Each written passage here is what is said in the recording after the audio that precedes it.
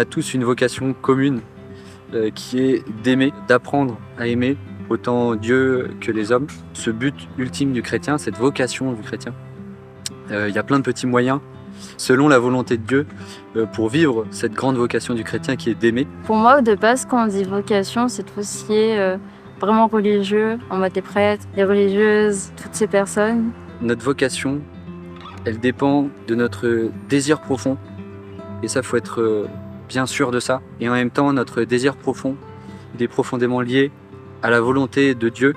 C'est-à-dire qu'il n'y a pas d'opposition en fait entre les deux. On va pouvoir réaliser cette grande vocation du baptisé qui est d'aimer, autant pour les personnes qui désirent se marier que ceux qui désirent être religieux ou prêtres ou toutes les vocations qui peuvent exister. Sous des formes différentes, toutes les vocations convergent vers ce point. C'est très beau parce que on va servir, on va se donner corps et âme, on va se donner complètement sans attendre rien en retour et on va vraiment recevoir beaucoup plus en retour. Pour moi, les vocations, c'est tout ce qui est du coup la vocation pour être prêtre ou moine ou religieuse, etc.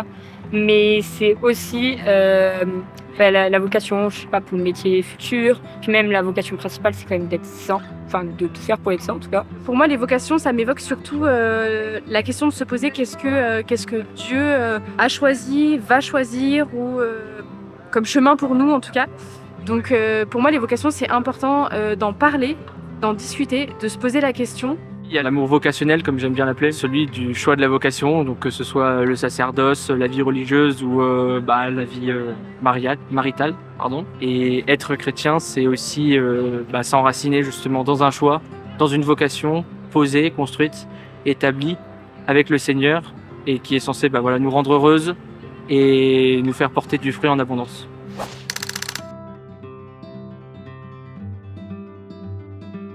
J'ai l'impression qu'être catholique, c'est un peu naze un peu. Enfin, c'est pas le truc à la mode. Ce qui fait que parler de devenir prêtre ou d'entrer dans les ordres, c'est pas la première chose qui vient en tête. Et en vrai, je trouve ça dommage parce que je sais qu'on en a besoin. Les personnes qui s'engagent, qui engagent leur vie pour Dieu comme ça, et qui ont mon âge ou qui sont plus jeunes ou juste un peu plus vieux, je trouve ça hyper admirable. Je crois qu'on a une image un peu vieillotte, en mode ça prie tous les jours, enfin toutes les heures. Certains ordres font ça, mais il y en a d'autres qui font absolument pas ça. Et ce qui fait qu'on peut trouver sa propre voie dans les ordres. Pour moi, c'est important parce qu'aujourd'hui, on a l'image de vocation où en fait, notamment des prêtres, en tout cas des religieux et des religieuses, à qui on ne peut pas parler, alors que c'est faux. Il y a des prêtres avec qui on peut parler très librement, très facilement, avec qui on peut rire, avec qui on peut avoir des discussions très profondes.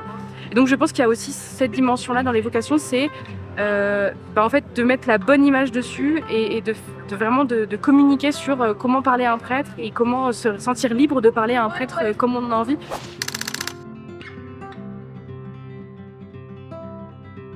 J'ai pas mal réfléchi et la vocation, ça peut faire assez peur parce que c'est un appel de Dieu. La vocation, je pense pas qu'il faut pas avoir peur de s'investir, faut pas avoir peur de l'appel de Dieu, faut pas avoir peur de louper ce moment, de louper le coche, parce que Dieu fera en sorte de nous aiguiller.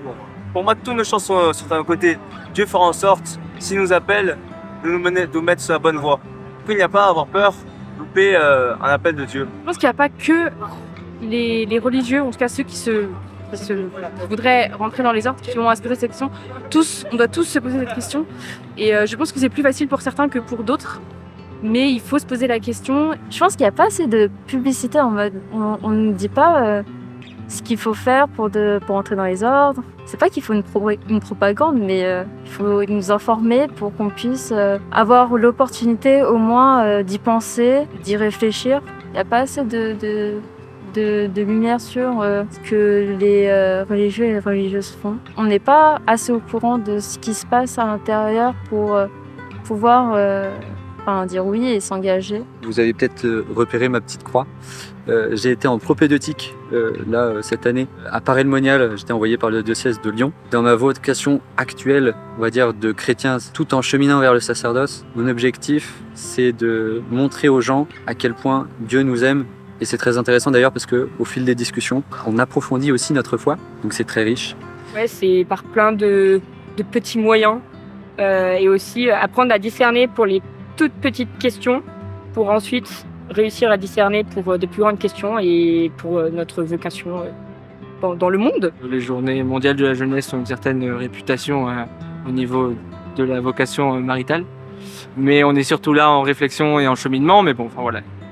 Il y a un peu tout ça qui joue aussi. Et c'est vrai qu'il y a pas mal de prédications durant ces JMJ qui sont orientées là-dessus pour nous aider à grandir et à faire des bons choix puisque on est un peu tous à la croisée des chemins.